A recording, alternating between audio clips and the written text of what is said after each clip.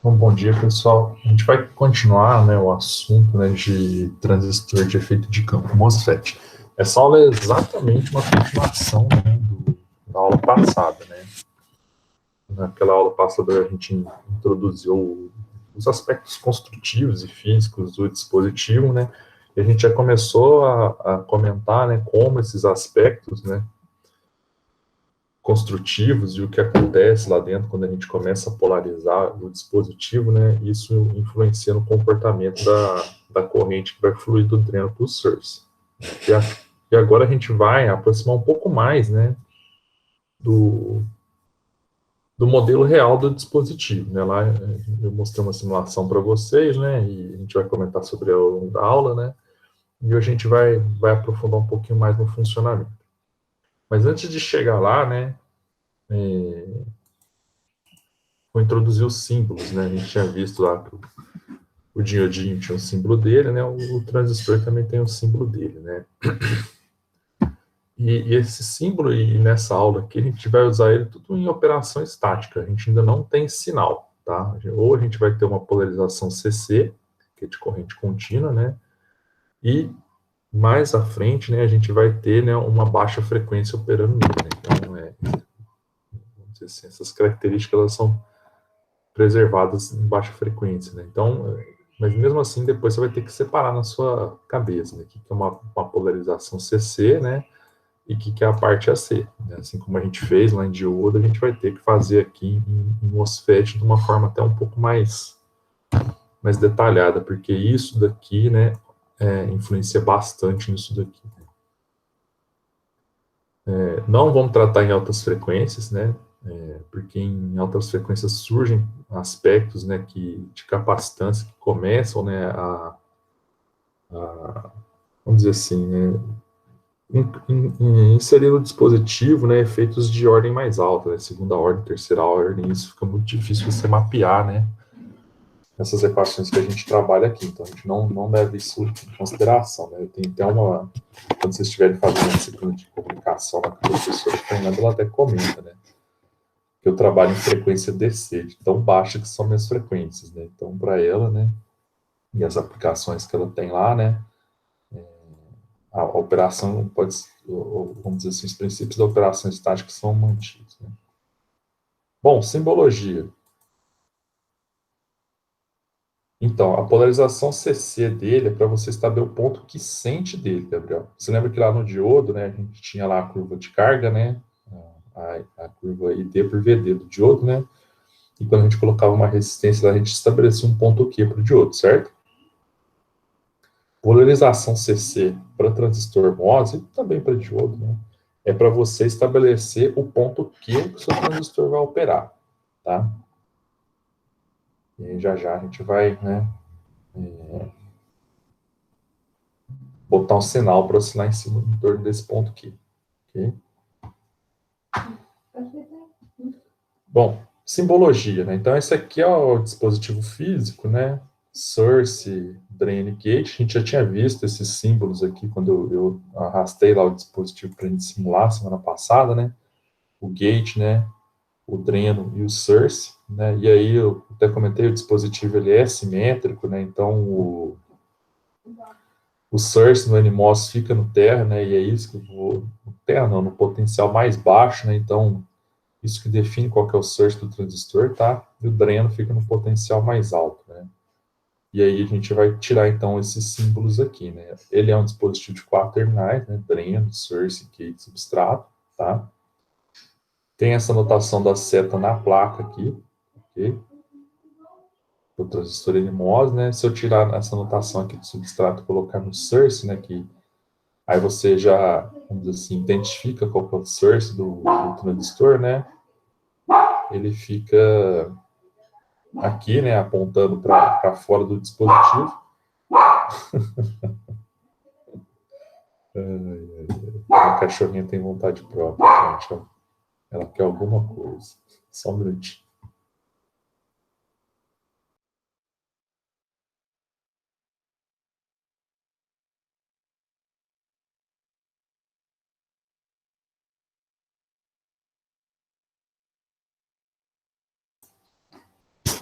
é uma contingência, gente. Eu tenho mais de um cachorro, né? E uma deitou no lugar que a outra quer deitar, né? Enfim, depois eu vou ver se eu edito essa parte da aula para não colocar no YouTube isso. Mas enfim, retornando, eu perdi a concentração. Eu perdi a concentração aqui. Essa simbologia aqui, vocês estão vendo que não tem um terminal de substrato, certo? Quer dizer que aqui, né, eu parto do princípio que o substrato já está conectado ao source, que é essa conexão que eu fiz aqui, ó. Ok? Então, aí, se você faz essa conexão, né, sempre, né, você pode até usar um símbolo que omite, né, o terminal do substrato. Então, já vem alguns símbolos, se eu não me engano, até aqui no Arcade tem isso. Se você vier aqui, em break, e aí tem um dispositivo aqui, né, de 4 terminais. Acho que eu não consigo aumentar essa janelinha. Não. E esse aqui já é o curto-circuitado, já. Você nem tem acesso ao terminal do substrato, né? Já traz isso, né? Mostrando quanto que é uma ligação comum, né? Que vocês vão se deparar aí. É isso mesmo. Aqui é essa simbologia.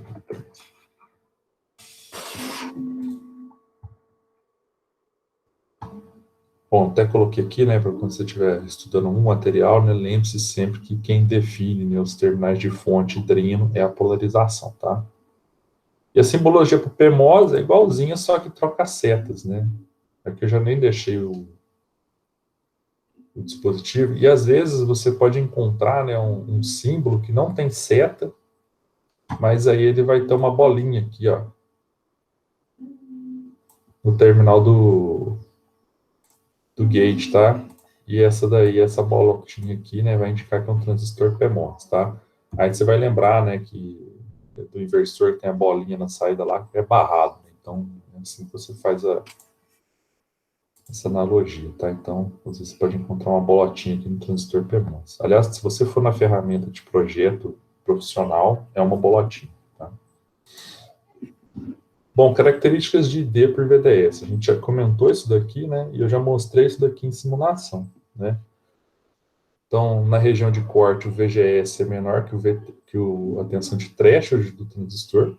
Então, a gente não vai ter nenhuma corrente dessa circulando aqui. A gente está nessa região aqui, ó, que é a região de cut-off, que ele diz, né?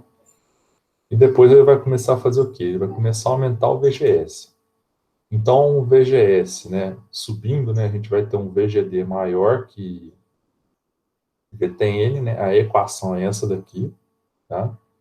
Com o tempo se decora, que é Kn, W sobre L, VGS menos VT, que multiplica VGS menos meio VDS ao quadrado. Com o tempo você vai decorar isso daqui, né? E essa equação se refere a esse trecho aqui, ó, da curva característica, onde eu tenho o quê, né? Eu tenho que o meu ED responde muito bem, né, a uma variação de VDS. Por quê? Porque o VDS está aqui na equação, né? Aí essa inclinaçãozinha que ele vai dar aqui no final, né, essa parábola que ele vai formar aqui, né, vem desse termo quadrático aqui, tá? Então o triodo é toda essa região aqui, que tem essa inclinação, que a gente vai chamar de... Né, você vai ver o termo slope na literatura, né, mas ela é a correspondente à resistência, né, que o dispositivo apresenta, né, nessa região. Lembrando que aqui eu estou aumentando, né, o VDS, né, existe lá uma profundidade de canal que foi estabelecida pelo potencial VGS, por isso que a equação relaciona as duas grandezas, né? E vai circular uma corrente lá, do dreno para o source. Ok? Né? Aí tem até aqui, né, uma equaçãozinha para isso, né? Só que aqui ele não está mostrando, né, o RDS puro, ele está mostrando o GDS, que seria a condutância de saída, que é dada aqui pelo μ COX, né? W sobre L, VGS menos VT. Tá? Aqui vem da polarização DC. Okay? Bom, aqui ele mostra o equacionamento disso, né? Agora já mostrando, não em condutância, mas mostrando em termos de resistência, né? Ou impedância, né? Dependendo se você estiver assim, oscilando ali, né? Trocou aqui embaixo, né? Aí você tem a equação para RDS. ok? Aí é só ver lá 1.500. Então você vê, né, que a resistência DC, né, ela depende, né, dos parâmetros construtivos, né, da mobilidade de portadores, capacitância de óxido, né, razão de aspecto e da polarização que você coloca, tá? Porque isso aqui é construtivo também, né? Da polarização que você coloca, ok? Então, para essa região aqui, você vai ter, né, essa resistência aqui. Tá? E a gente tinha visto também na aula passada que eu aumentando, né, esse VGS aqui, DC, né, eu ia aumentando a profundidade do canal, e com isso eu ia deixando que passasse mais corrente ID, né, para um mesmo VDS. Né? Então, imagine que você tem um VDS aqui, nesse ponto aqui, né. Você botou uma polarização VDS fixa lá, né. Então, você vai aumentando seu VGS, você vai tendo essa corrente, depois essa corrente, ok? E isso vai se refletir aqui, né? Que foi até um plot que eu fiz para vocês semana passada, né? Eu vou repetir ele aqui agora, né? Que para diferentes valores de VGS eu tinha, né? Diferentes curvas aqui. Né? Se vocês se recordam, né? Foi uma simulação que eu fiz aqui, Swift. Eu até introduzi aqui esse parâmetros aqui, né? Vou abrir para a edição aqui, ó. Preciso de relembrar como é que era a simulação. Vendo aqui, ó, eu estou variando, nesse caso aqui, VDS, né, de 0 a 10 volts, com um passo de 1 mili, né, na simulação primária, e na secundária eu tinha 3 valores de tensão, né, para o parâmetro tensão, ok? 2, 5, 8 e 10, né, que seriam, vamos dizer aqui, os VGS diferentes, né, um probe de corrente aqui, e o resultado disso, né.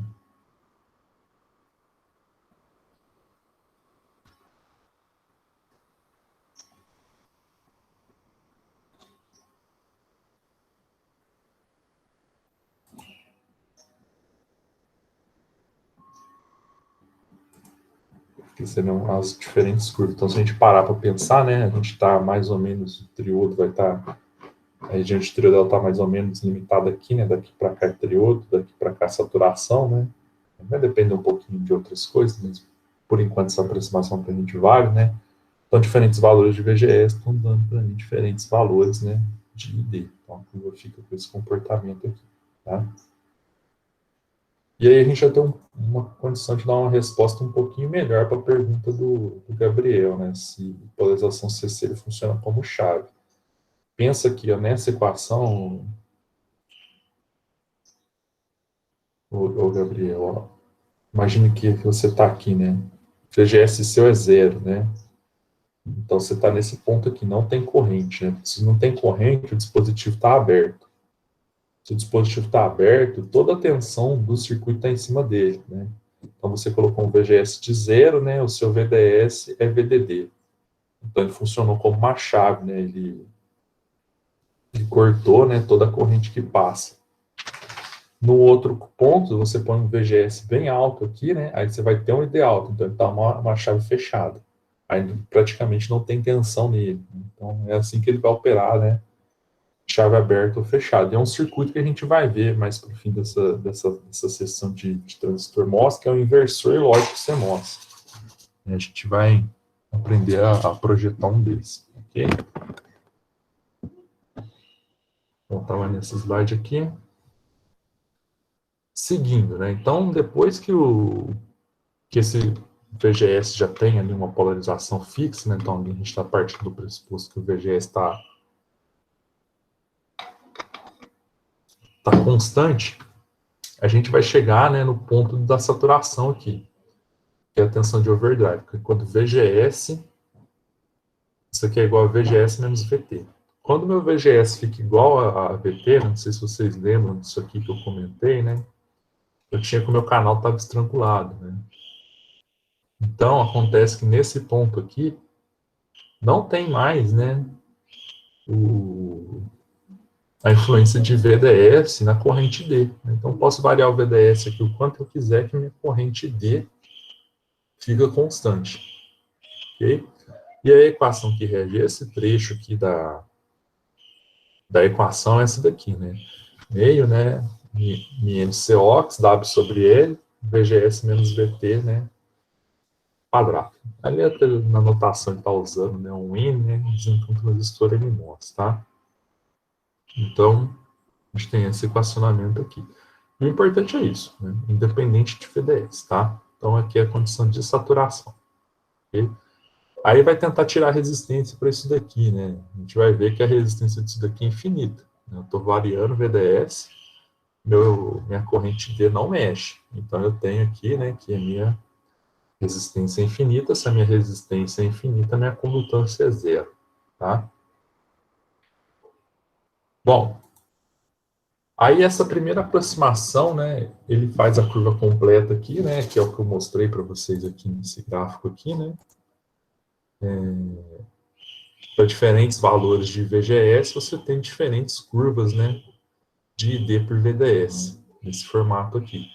E aí, a região de saturação é dada, né, por isso daqui, ó, que é quando a curva, né, ela fica retinha aqui na corrente D em função de VDS, tá? Você tem essa linha pontilhada aqui que vai separar, né, que é saturação, aqui é triodo, né? E essa é uma condição que você tem que decorar, tá? Né? Que saturação, o VDS é maior que VGS menos VT, triodo, o VDS é menor que VGS menos VT, né? Que na notação ele usa tensão de overdrive, tá? E de onde vem isso daqui, né? Isso daqui vem, né, da curva de entrada, ó, tá colocado aqui junto, né? Que diz o quê? Que eu só vou ter corrente D a partir do momento, né, que o meu VGS superar a minha tensão de threshold de VT, ok? Que dá esse gráfico aqui, ó. Tá? Então, a partir desse momento, né, meu VGS passou o VT, opa, vai conduzir, tá? E aqui eu já começo a estabelecer meu ponto Q de operação, né? Eu vou ter um VGS fixo, né? Vou passar uma reta de carga aqui, né? Vou ter um ponto Q aqui que vai me dar uma curva dessa daqui, ok? Vamos voltar para a simulação, né? Vamos botar aqui que no meu caso, o meu ponto Q, né, eu quero uma tensão VGS, que é acima de VT, já já a gente vai definir um pouco melhor essas coisas, vou colocar 4 aqui. Tá? E vou fazer edição de simulação, mas eu não quero paramétrica mais, tá? Eu quero uma curva só. Tá aí a curva plotada aqui, né? Tu vê que fica bem retinho aqui na região de saturação, né? O triodo está bem caracterizado, né? A gente começa a ver aqui, né, que a saturação está perto de 4 volts, então provável que o VT desse transistor seja zero, né? Como é que eu faço para descobrir isso, né? Você faz uma simulação de bias.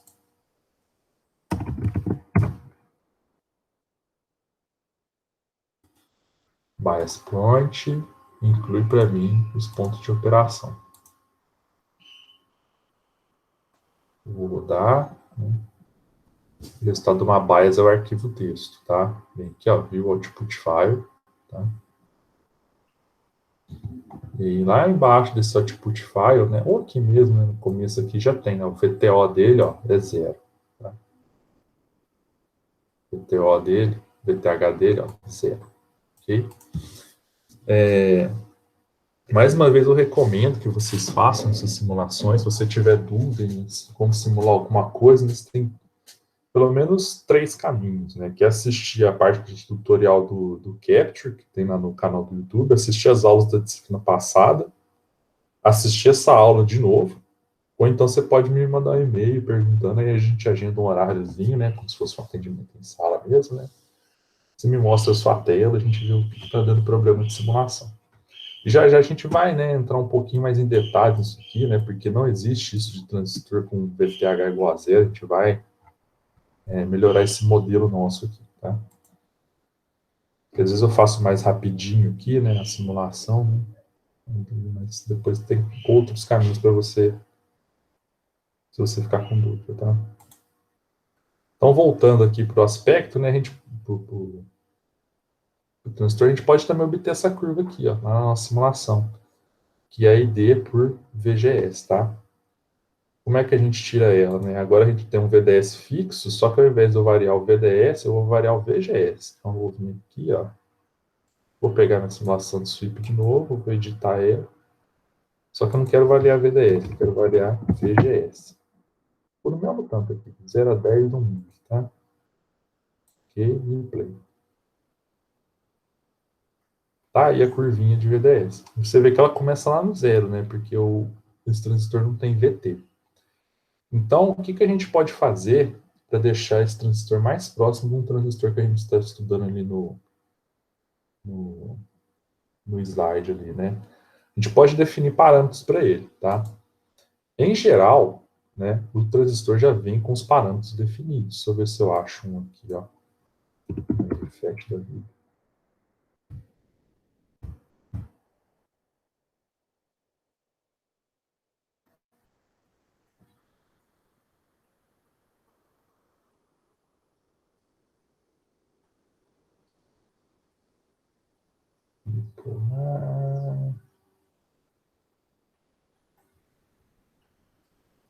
Isso aqui, gente, são bibliotecas de fabricantes, tá? Às vezes você não vai encontrar aqui o dispositivo que você está mexendo,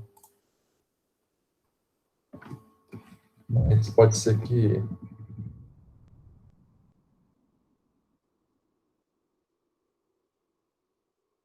tenha, né? Se não tiver, você vai lá no site do fabricante lá e pega lá o modelo lá do transistor que você quer e adiciona aqui na ferramenta e pode trabalhar.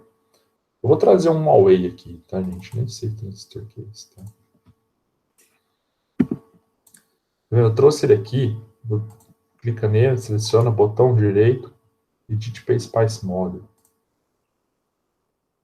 E aqui eu já vou fazer uma introduçãozinha também a modelos Spice, né? A ferramenta, ela não conhece o dispositivo, ela conhece a equação que descreve o dispositivo, né? E ela faz ela literalmente resolve essa equação para cada condição de polarização que você coloca, né? E aí essas equações, né, elas têm alguns parâmetros do fabricante, que são isso daqui, ó. Bem pequenininho para vocês aí, né? Mas, por exemplo, para aquele transistor lá, modelo PN4858, né? Ele vem aqui, ó. Meu BT é tanto, meu RD é tanto, meu lambda é tanto, meu VTO é tanto, tá? Tem vários parâmetros aqui, né, que ele vai usar para fazer a conta, ok? Aqui tem os parâmetros limites dele, né? Ele chama de smoke parâmetros, né? Como se, tipo, daqui para frente você pega fogo, né? Então, se você passar uma corrente de drain source nela de maior que 80 miliamperes, vai estragar, sabe? Então, aqui fica meio que um resumindo dos limites de operação dele, que você vai encontrar no datasheet. E aqui são os parâmetros SPICE, tá? Bom, como a gente não está usando esse transistor, a gente está usando um transistor didático, que é esse daqui, ó. Eu vou dar um Edit Spice Model nele.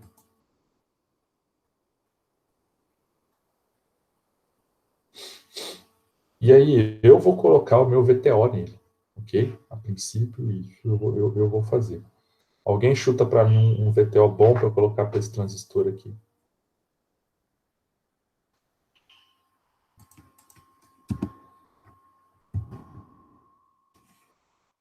Acredito que eu vou.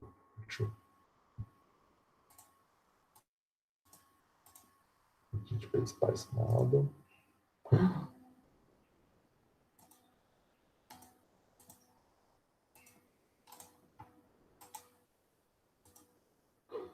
Deu na ferramenta, gente.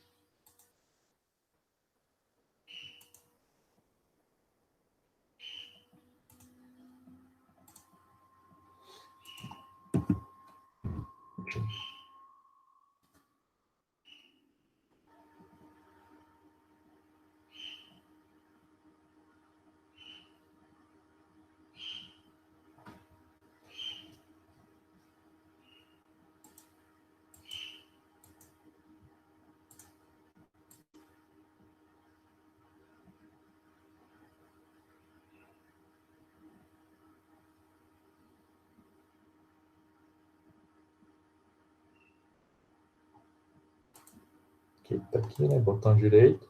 Edit PSpice Model.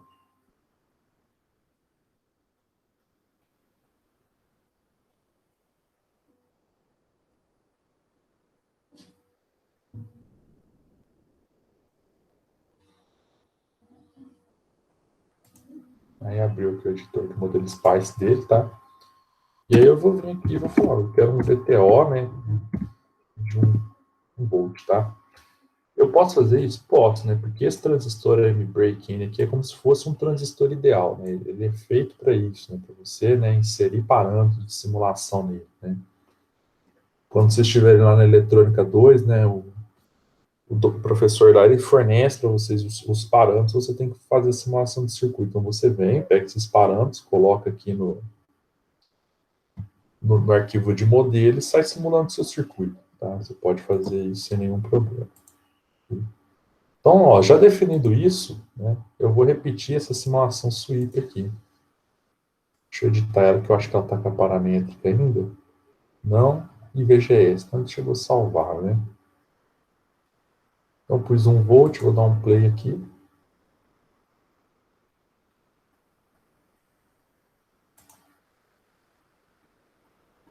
Aí você vê que a curva ela já começa, né, um pouquinho mais à frente aqui, ó. Então, 1 volt, nada aconteceu, né? Zerinho aqui, ela começa a crescer depois de 1 volt. Ok? Bom, para deixar esse transistor ainda um pouquinho mais próximo do que a equação mostra para a gente, né? Vamos dar uma revisada na equação, né?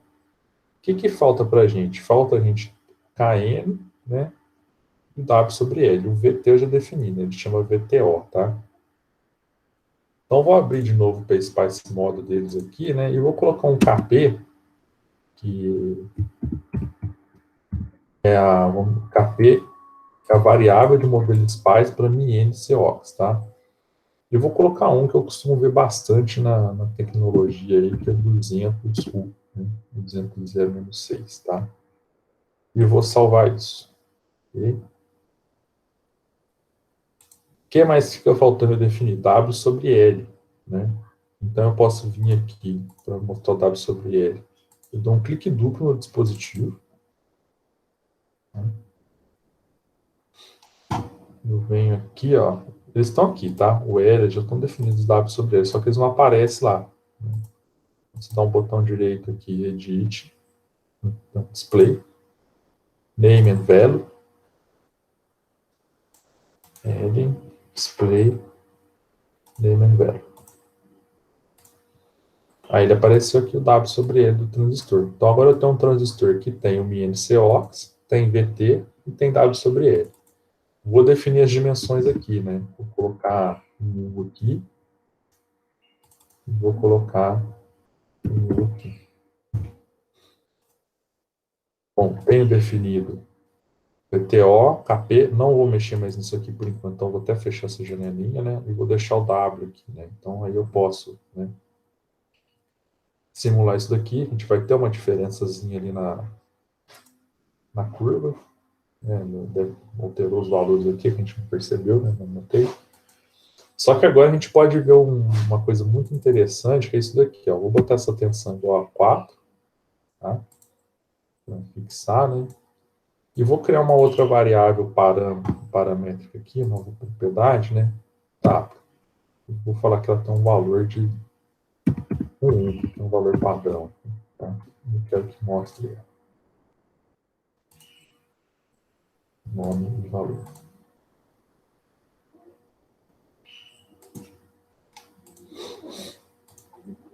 Ok. E agora, né, ao invés de eu colocar esse W em 1 aqui, eu vou colocar, né, a variável W.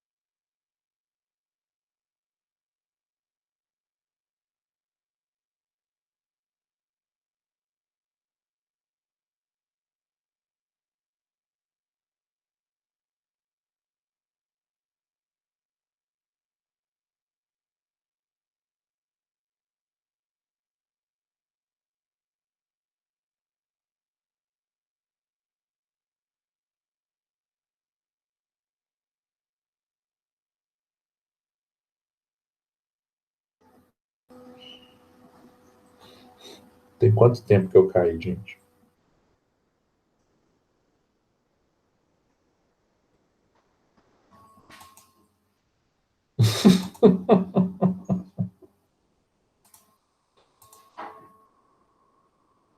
Mais ou menos quanto tempo? Uns 3 minutos? Vocês chegaram a ver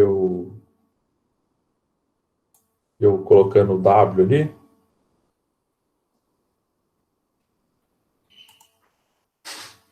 Ah, então beleza. Tá, então beleza. Deu para ver eu colocando o W. Isso aqui é só o resultado da simulação, tá? Então vou só recapitular aqui. Né, esse pedacinho. Eu coloquei o W aqui, coloquei o W aqui para variar o W, né?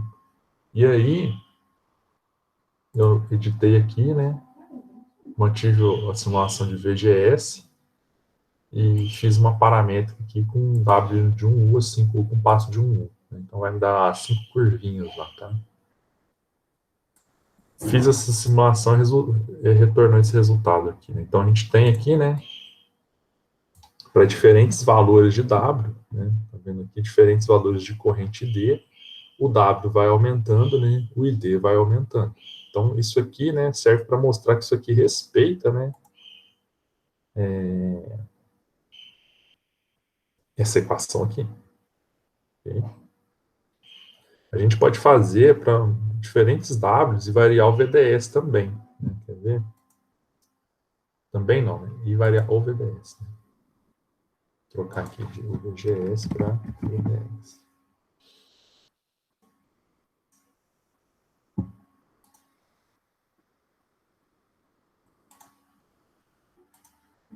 Ok?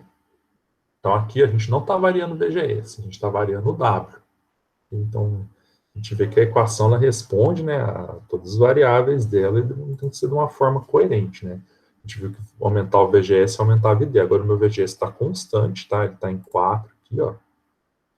Eu estou variando o W, tá? Variando o W, né, eu tenho um comportamento muito similar. E agora eu tenho bem definidas aqui, ó, a minha região de triodo para cá, né, e a saturação para cá. Então, isso, né, é uma recomendação que eu faço para vocês, né? Trabalhem com simulação para você entender o comportamento do seu dispositivo em relação às variáveis que ele tem na equação, né? Por exemplo, se eu vier aqui agora, né, e mexer no L, se eu aumentar o L, o ID cai. Né? Então, tudo isso tem que estar, assim, não vou dizer que tem que ser natural, mas tem que começar a mexer com isso até ficar natural. Ok? E aí a gente tem que comprovar, essa equação funciona mesmo? Né? Então vamos fazer o seguinte, vamos pegar um W só, vamos pegar um W de 5U, que é esse aqui, que vai me dar uma corrente aqui de 4 alguma coisa, uma corrente de 4,5 milho, tá? Vamos usar só ele. Então vou vir aqui na minha simulação, né? Vou falar que o meu W vale 5U. E para não fazer simulação à toa, vou desmarcar a paramétrica aqui. Ok? E vou fazer a minha simulaçãozinha. Bom, agora tem só uma curva, né, bem definida aqui. Bom, será que isso aqui é verdade, então? Aquela equação ela corresponde a isso daqui, né? Aí, para isso, vocês já usaram MATLAB já, né? Estão habituados a usar MATLAB?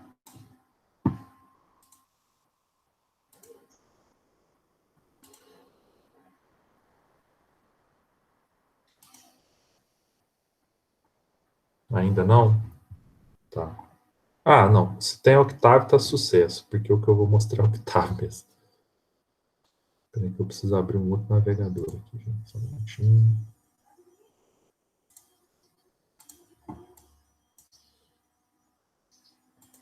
E o bom de usar o Octave é que você não precisa nem instalar nada, né?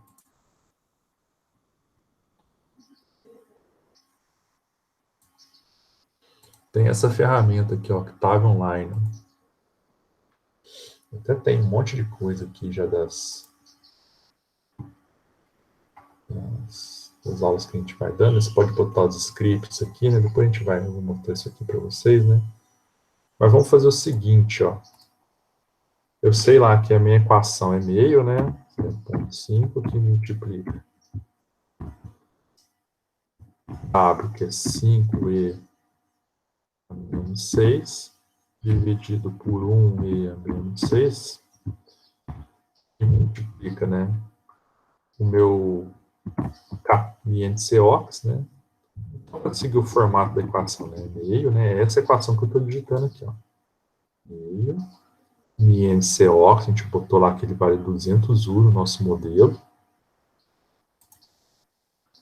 200 I a menos 6, que multiplica W sobre L, né, que é 5 I a menos 6 vezes 1 I a menos 6, que multiplica o VGS, vamos olhar o VGS, 4,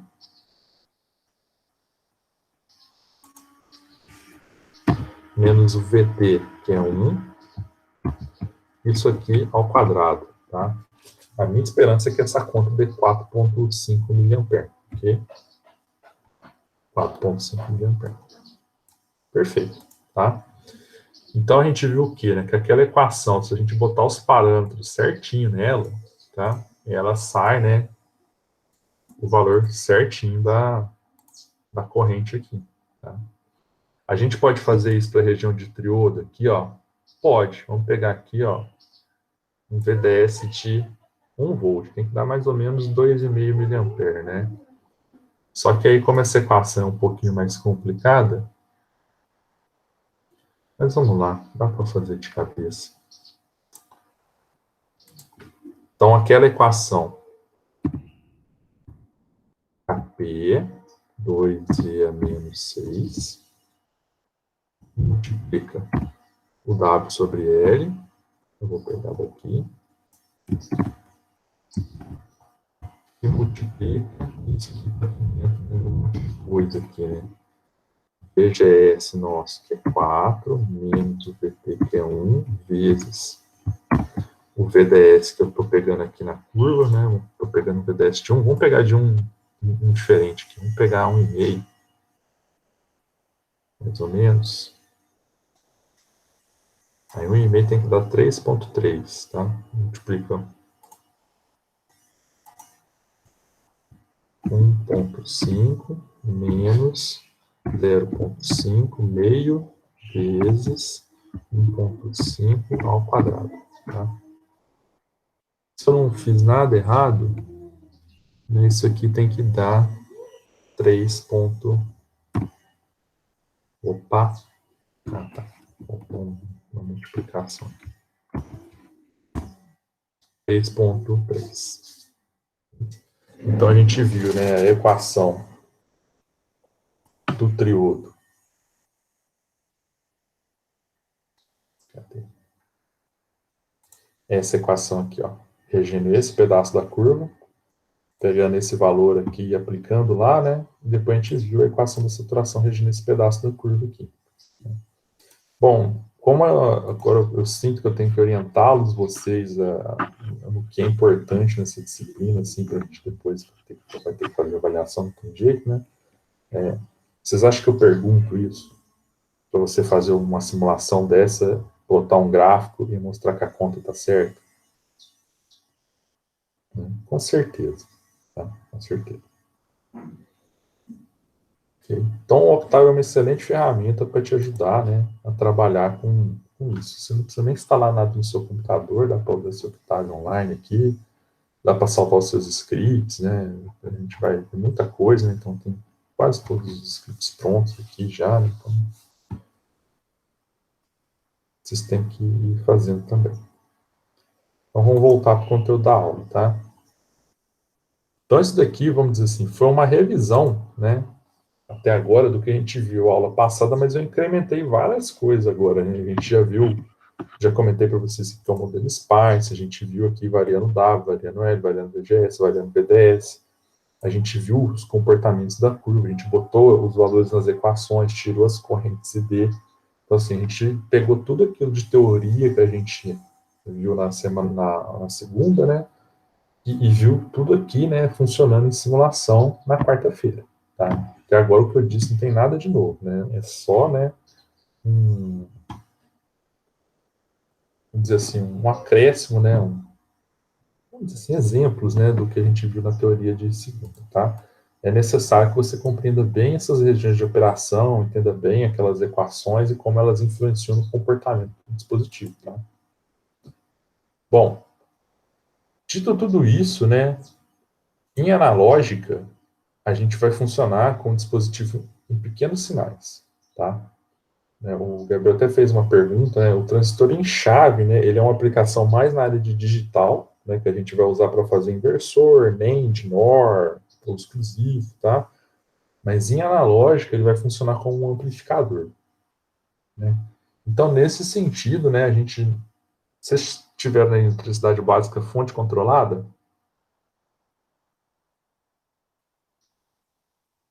Responde para mim no chat aí. Vocês viram lá fonte controlada?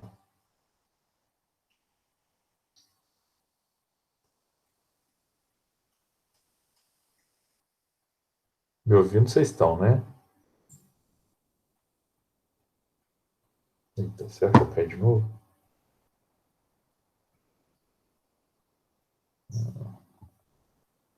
Eu caí, gente. Ah, tá, então vamos assim, certo. Bom, nem a eletricidade básica tem um conteúdo lá que chama fonte controlada, né? O que é uma fonte controlada? Quer dizer que o que ela gera, ou de tensão de corrente, né? Depende se é uma fonte de tensão ou corrente, é controlada por uma outra variável do circuito, tá? E a gente conseguiu, olhando essa equação aqui, a gente viu, né, que a corrente ID, né, ela é controlada por quem aqui na região de saturação? Por VGS, desse gráfico aqui, beleza? Então, eu posso modelar o comportamento de um transistor de efeito de campo NMOS, né, como sendo uma fonte de corrente controlada por uma tensão. Okay? Onde a corrente que é gerada aqui nessa fonte, né, ela tem essa equação, que é meio μnCox sobre L, VGS menos VT, N ao quadrado, onde tudo aqui, né, é de fabricação, tá? E o VGS eu controlo. Então, se eu controlo o VGS, eu controlo o quanto de corrente passa nessa fonte aqui. Isso é uma fonte controlada. Nesse caso aqui, né, a nossa fonte é uma CSVS, né, uma Current Source Voltage Controlled. Né? Vou até escrever isso aqui, é CSVC, tá? Current Source Voltage Controlled. Então, é uma fonte de corrente controlada por tensão. Ok?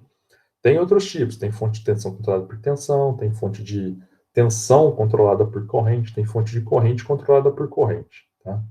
Mas no caso do transistor MOS, é uma fonte de corrente controlada por uma tensão. E isso, né, tem que ficar claro para vocês agora, né, depois de ter visto tudo isso aqui, ó, que a corrente que passa aqui na região de saturação, ela depende de VGS. Então, se eu mexer no VGS, eu mexo nessa corrente dessa fonte aqui, tá?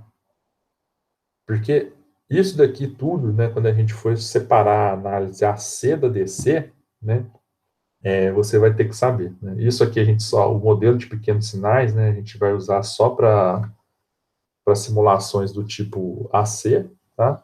Só que ele sofre uma influência da polarização DC que você escolhe, né? Porque a polarização DC, né, ele vai definir esse VGS aqui, que por fim vai definir esse ID aqui de operação do seu circuito e o ponto que sente. Então, assim, eu falando assim, né, não sei como é que está o sentimento de vocês, né? Se é uma desvantagem da ITEC, eu não vejo o rosto de ninguém, né? Isso aqui, na primeira vez que eu falo, né, parece muito complexo. Nossa, parece muita coisa. Mas aí vocês vão ter que simular, né? Inclusive os modelos de pequenos sinais daqui a um tempo, né? Isso aí some, tá? Aí você vai falar, não, é só isso. É só isso. Okay? Então, esse era o grande final desse tópico aqui, tá? Mas não é o fim da aula. A gente vai fazer agora, né, uma aproximação de segunda ordem no comportamento do dispositivo, tá? Porque na região de saturação, ele não é inclinadinho, bonitinho assim. Né? Quer dizer, ele não é retinho assim, bonitinho. Ele vai ter uma inclinaçãozinha. E aí eu vou explicar para vocês, né, da onde, como é que essa inclinação vem, o que, que ela faz com o dispositivo, tá? Então, a resistência de saída, né, nesse caso aqui, eu tinha até comentado que ela é infinita, né, e a condutância é zero. Né? Mas isso não é verdade, tá?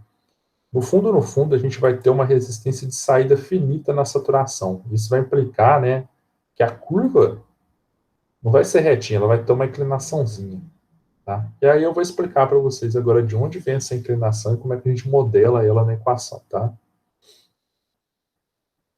Bom, a gente tinha na aula passada, né, vindo até aqui, né, a gente tinha botado uma polarização nisso daqui, né, eu lembro que tinha até 5 aqui, né, 0 aqui, né, eu fiz isso bem passo a passo com vocês na aula de segunda, né, tá gravado lá, né, e aqui tinha um VDS, né, a princípio aqui, né,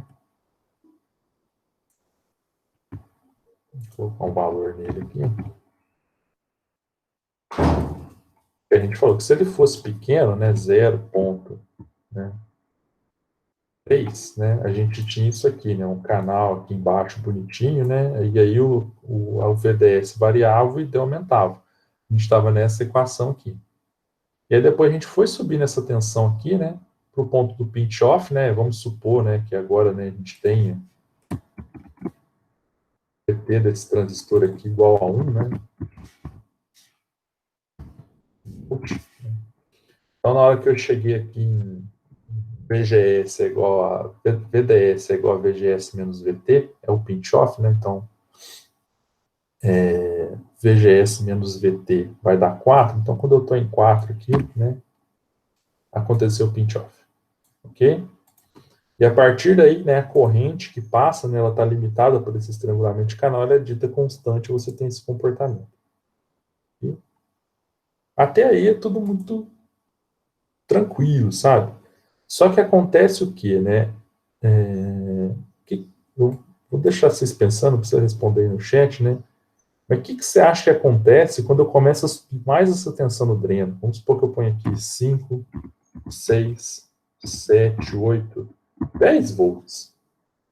O que você acha que vai acontecer na hora que eu começo a aumentar demais essa tensão no dreno? A gente tinha visto na equação, né, que não acontecia nada. Ia continuar passando a mesma corrente, né? Mas isso não é verdade. Quando eu começo a aumentar muito essa tensão no dreno, eu tenho uma região de polarização reversa aqui, né? Minha região de depressão está aqui, né? Essa região de depressão ela começa a crescer. É só você pensar, né? Eu tenho aqui dentro, né, um cristal do tipo P, né? E eu tô com o terminal mais negativo nele. Então, isso é uma região de depressão reversamente polarizada. E na hora que, vocês lembram do diodo, na hora que eu começo a aumentar essa tensão reversa, né, a região de depressão começa a crescer. E o que ela faz? Ela empurra esse pinch-off para dentro do canal. Quando ela faz isso, ela empurra esse pinch-off para dentro do canal, na prática ela está reduzindo o L. Se ela está reduzindo o L, o ID vai aumentar. E aí a gente vai ter esse comportamento aqui. Ó. Esse comportamento chama-se modulação de comprimento de canal, que significa dizer o quê? Que é o potencial VDS, que eu estou aplicando aqui, Drain Source, tá? Potencial VD, controlando a modulação, ou seja, o comprimento efetivo do canal, tá? Eu não sei se isso assustou vocês, ok? Se alguém quiser, eu explico de novo, porque isso aqui é importante, tá? Então, na hora que essa tensão VD aumenta, né, ela empurra o pinch-off para dentro do canal, né, o L aqui efetivo diminui na equação, então o ID aumenta e a gente tem esse comportamento aqui. Então, agora, com o VDS variando, né, eu tenho uma variação de ID. E agora eu preciso modelar isso, né, dentro da equação do transistor. Tá? Então, vai sofrer uma modificaçãozinha, essa equação aqui da saturação. A de triodo fica a mesma. Tá? Então, vamos ler o que eu coloquei aqui, né, de fundamentação, né? a resistência de saída é infinita na saturação, né? É parte da premissa, né, que uma vez estrangulado, o canal no final do dreno, né, não afeta, o VDS não afeta mais ID, tá? Porém, a resistência é finita, né? E, na verdade, aumentar o VDS, além da tensão de overdrive, afeta o canal. E esse efeito, né, é conhecido como modulação de comprimento de canal. Okay? E aí tem uma figurinha mais bonitinha aqui, né, onde eu boto, né, o canal bonitinho aqui, né, o L menos ΔL, onde o ΔL é o quanto, né, a região de depressão que cresceu aqui empurrou o canal para dentro, ok? Para baixo do gate do transistor aqui, tá bom? Isso aí, né, significa na prática que você diminuiu o L. Só que você não pode vir na equação aqui, né, você até poderia vir aqui embaixo e botar um L menos um ΔL. Só que não tem como você medir isso, né? Você não sabe o quanto o comprimento efetivo diminui. Então, o pessoal que estava modelando o dispositivo resolveu colocar uma variável lambda aqui, tá? Que multiplica a tensão VDS. E ela, né, modela o efeito do comportamento de canal. Então, isso é até bom para a gente, porque a equação de saturação, né, da permanência é a mesma, e entra aqui, né, um 1 mais lambda VDS, tá? O que esse lambda é? Esse lambda é a inclinação que vai aparecer aqui, ó. Se eu passar uma retinha aqui, ó, aqui é a saturação, certo? Vou tentar pegar direitinho aqui, ó.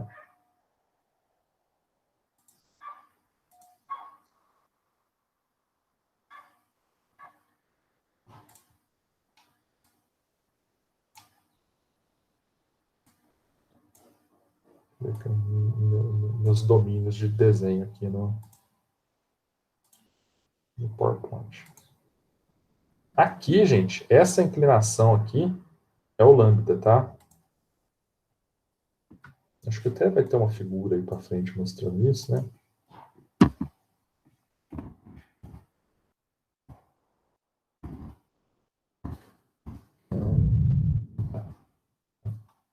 Porque aí o projetista, né, ele não precisa saber, né, o quanto foi o ΔL. Ele precisa saber o quê? Essa inclinação aqui. E de onde ele tira essa inclinação? Opa, eu tenho a curva aqui, ó. Eu consigo tirar daqui o lambda, né? Então foi assim que eles modelaram, né? E aí entra esse termo aqui, né, 1 mais lambda VDS, que se você parar para avaliar, né, se o seu lambda for zero, né, continua sendo a equação da saturação, ou seja, não tem inclinação aqui, né, isso aqui vai seguir retinho, né, essa curva da corrente segue retinho aqui depois da saturação. Se tiver um lambda, né, eu vou ter um pequeno aumento na corrente em função do lambda e do aumento de VDS. Ok? Então, isso é o jeito que eles modelam a modulação de comprimento de canal, tá?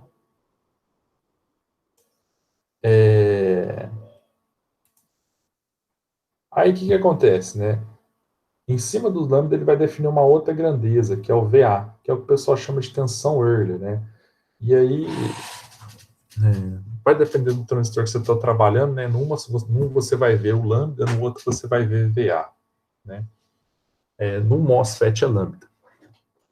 Então, se você pegar a inclinação dessa reta aqui e de todas as outras aqui, né? Porque o transistor tem o mesmo lambda, né? Dado o mesmo VDS, o lambda é o mesmo, né? Se você prolongar essa reta aqui da corrente, né? Todas elas vão encontrar no mesmo ponto, que é o menos VA, que é o que chama tensão early, tá? E aí ele estabelece uma relação, né? Que a tensão early é o inverso de lambda, tá? Então você pode extrair isso, né? Se você tiver a curva, você pega na saturação, faz o ioiô Michaud aqui, né? Na hora que o X foi igual a zero, você encontrou VA, tá? Só um pouco questão de prova. Sabendo que o lambda, então, é inversamente proporcional ao comprimento de canal, o que acontece com VA e D com o aumento do canal? Né? Eu sei isso aqui, ó. Eu sei que o lambda é inversamente proporcional ao comprimento de canal. Então, se eu aumento o comprimento de canal, o lambda cai. Então, vou voltar aqui, ó. Se eu aumentar o comprimento de canal, o lambda diminui. Se esse lambda diminui, né, essa reta aqui, ela vai, a inclinação dela vai descendo, né? Quer dizer que esse ponto VA vai afastando. Né? E o que vai acontecer? Quanto maior, então, o comprimento do canal, né, mais essa reta vai descendo, mais ela vai se aproximando disso daqui, de ficar retinha. ela nunca vai ficar retinha. Mas você pode escolher um comprimento de canal que vai te deixar o mais próximo possível daquele comportamento ideal. Aí você pode até jogar esse lambda VDS fora, dependendo da aplicação que você está trabalhando. Então vamos ver isso aqui. Tá? Bom, para colocar o efeito do lambda, eu tenho que editar o modelo Spice dele. Deixa eu ver se esse aqui está aqui no Design Cache.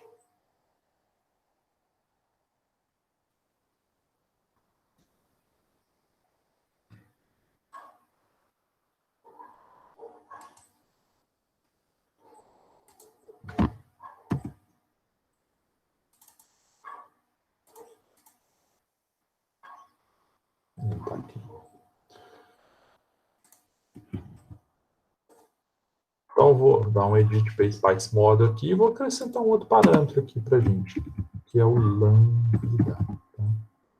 Aí eu vou colocar um valor que eu estou acostumado, né? Vou mexer que eu sei que funciona aqui para a gente fazer esses modelos em eletrônica básica, até que é 0.02. Bom, mantenha em mente essa curva aqui, ó. Tá vendo? 4 milli, né? Ficou retinho aqui, depois que saturou. Agora a gente vai tirar essa coisa reta daqui, ó. Agora a gente tem uma inclinaçãozinha, tá vendo? E aí se a gente for lá e diminuir aquele lambda, né? Ao invés de diminuir, eu vou aumentar ele. Eu vou botar 0. Vou botar 1. Vou botar assim. A gente espera que essa curva fique mais inclinada ainda. Olha lá. A inclinação vai aumentando, tá? Se eu colocar o lambda igual a 0, que é a minha situação de transistor ideal, né? Ele volta a ficar retinho. Okay? Então, esse é o efeito do lambda, né, no comportamento da corrente DS. Tá?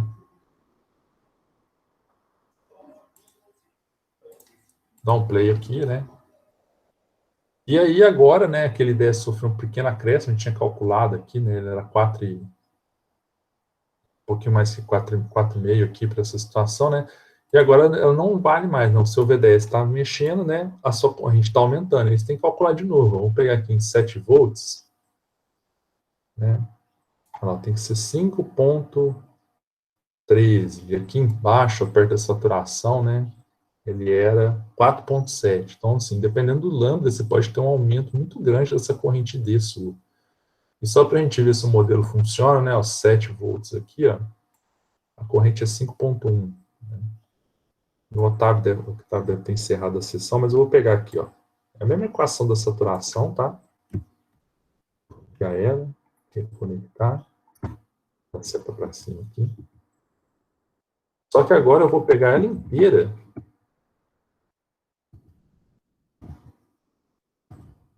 Como que eu posso fazer isso? Igual. Isso aqui eu vou fazer mais o lambda que eu defini lá, que é 0,02, vezes o VDS que está lá, que é 7. 5,13. Vou voltar aqui. 5,13. Beleza? Então a gente conseguiu ver, né, em simulação e em equacionamento, aqui no Octave, né, eu aplicando essa equação aqui, o modelo funcionando, ok? Então a gente começa a juntar muita coisa agora, né? E até outra pergunta que eu vou fazer para vocês aí, né, vocês perceberam que o salto de informação de um diodo para um transistor, que é o próximo dispositivo, a quantidade de coisa que é, vocês acham que ficou mais fácil ou mais difícil?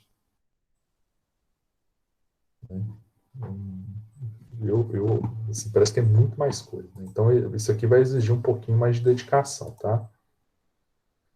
Bom, em cima disso, a gente pode fazer... o salto é imenso. É bem mais complicado, né? Então, assim, recomendo fortemente que vocês simulem, tentem entender, pegar a equação, botar os efeitos. Né? É muito grande o salto, tá? Isso assusta mesmo. E esse salto ele era pior ainda quando a gente dava TBJ primeiro. Porque o TBJ, né, ele tem uma diferença do MOS, que ele tem uma corrente na porta, o MOS não tem. Então, se você vê o MOS primeiro sem uma corrente na porta, depois põe o TBJ que tem uma corrente na porta, beleza, eu já vi isso aqui sem corrente, agora eu estou só colocando uma corrente. Agora, quando a gente dava TBJ primeiro, que já era tudo de uma vez, né, era pior ainda. Então, assim, dê uma boa pensada nisso daqui, tá? E como é que você pensa nisso? Você vai fazer o que eu fiz aqui. Só que aí, o que você faz? Você troca os valores. Eu ponho um MNCOX diferente, põe um VT diferente, põe um W sobre L diferente. Rodrigo, que valores que eu coloco para isso daí? Vocês têm o Cedro em PDF? Nossa, eu não posso falar isso, colocar isso no YouTube, né? Depois eu ponho nesse vídeo oculto. Tem tanta coisa no vídeo. Vocês têm o PDF do livro texto? Não precisa ter, é verdade, né? Ele pode, você consegue acessar ele pela biblioteca online, tá? Lá, no capítulo 6 dele, da quinta edição, né, tem lá no acesso online dele, você, você consegue pegar vários parâmetros de processo de fabricação lá. Lá você tira um VT, um NCO, vou pegar esse processo aqui, tá? E vai lá e põe aqui no modelinho, né? E sai fazendo, tá? Não, Rodrigo, eu já quero começar a resolver aquele problema da atividade lá sua. Se você for lá no SIGA,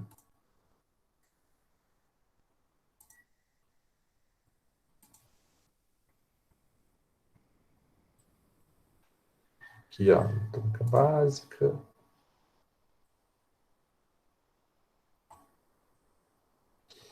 Essa atividade 10 aqui, ó, fala que é atividade de aula 10, mas ela envolve, né, o conceito de todas as aulas para trás aqui, tá?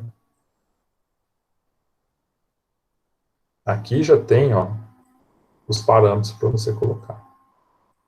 Aqui, lambda, né, tem o transistor NMOS para o transistor PMOS. Então, qual que é a sugestão minha? Como ainda não chegou nesse problema, né, vocês vão ter que resolver, mas ainda tem que ensinar mais coisa para vocês resolverem, né? Essa parte de caracterização do transistor você já pode ir fazendo. E aí tenta fazer para o NMOS e para o PMOS. Tirar as curvas características, mexe no lambda, vê o que acontece, mexe no W, mexe no L, e faz bater a equação, tá? Isso eu vou pedir para vocês. Isso é 100% de chance. Bom, e agora eu vou caminhar para o final da aula, tá? Então, o que era importante hoje nessa aula aqui? Né? Importante nessa aula era a gente entender, né, isso daqui, como é que eu cheguei nisso daqui, uma fonte de corrente controlada por tensão, como os parâmetros da equação influenciam o comportamento da corrente D, introduzir, né, a modulação de comprimento de canal, introduzir o lambda aqui, né, expliquei fisicamente o que ele representa, né, e na equação como ele faz, né, a curva se comportar, tá? Quer dizer, né, é como o comportamento da curva é modelado na equação, ok? E agora a única coisa que fica faltando, né, é falar da impedância de saída, porque ela era infinita até então. Agora ela não é mais infinita.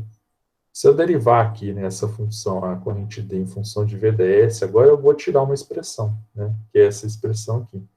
Se você olhar ela friamente, né, quer dizer o quê? Que o lambda, né, a impedância de saída é 1 sobre, né, ID que multiplica lambda, tá? Você pegar a condutância, né, lambda vezes ID, né? A impedância de saída também pode ser dada por essa equação, VA dividido por ID, ok? Com o VA, né, o inverso de lambda. E aí a gente pode vir aqui nesse transistorzinho aqui nosso e ver essas coisas aqui acontecendo, ó. Se eu vier aqui, agora ele tem o lambda, tem tudo, né? Agora eu vou vir aqui, vou fazer aquela simulação de bias de novo.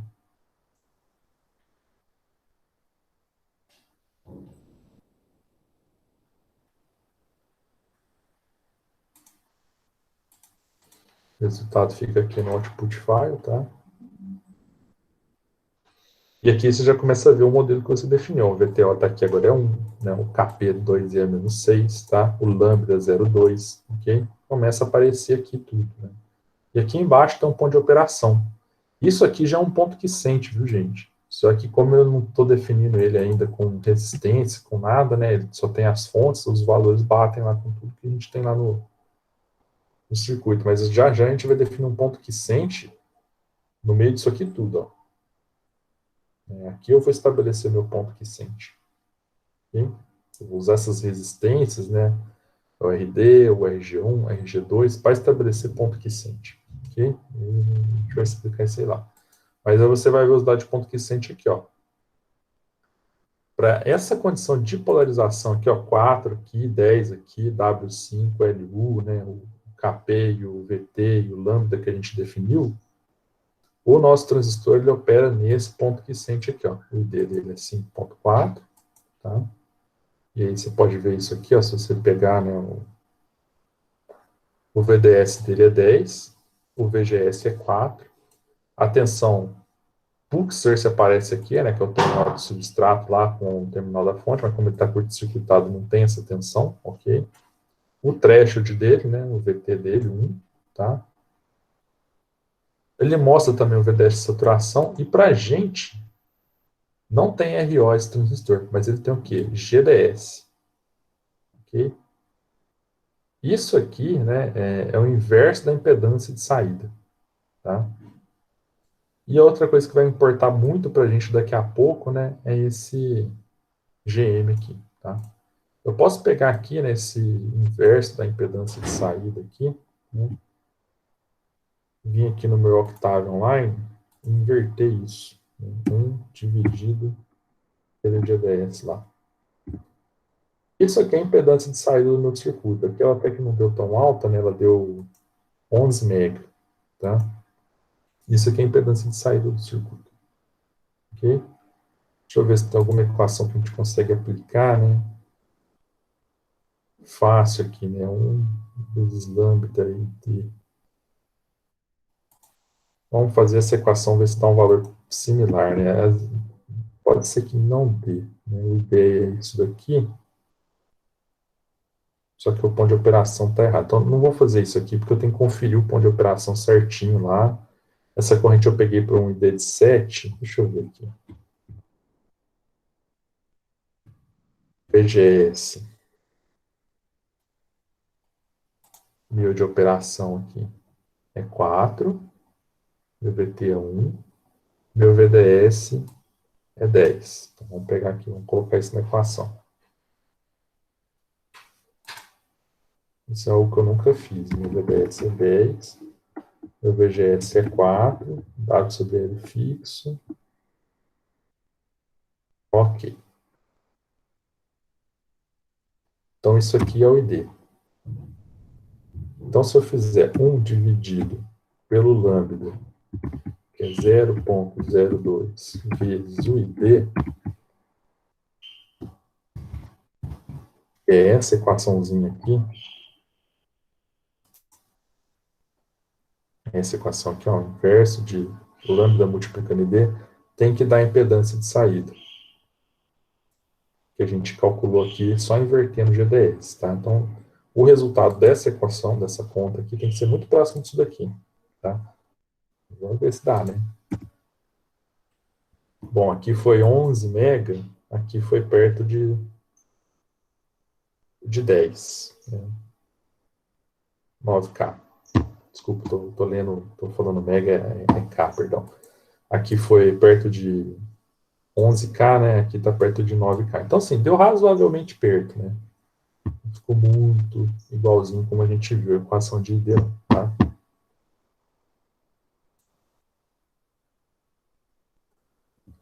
Bom, e aí, modelando, pegando aquele modelinho lá, a gente adiciona aqui, né, uma resistência RO, que tem esse valor, que é a dita impedância de saída do transistor, tá?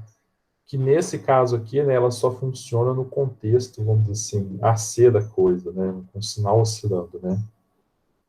E aí isso vai ficar mais claro à medida que a gente for avançando na disciplina, colocando sinal em cima disso daqui, tá?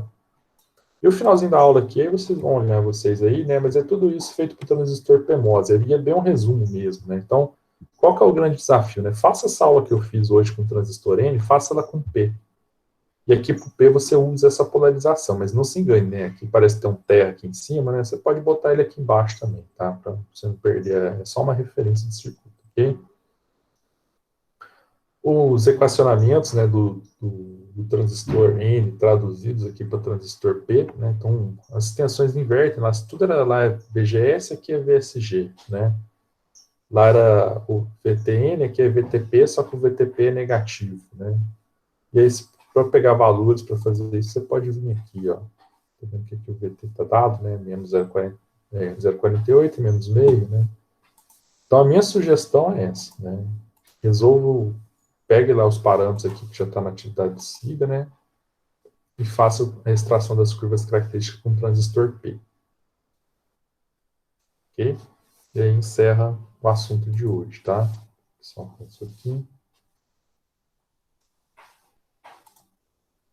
Interromper a gravação.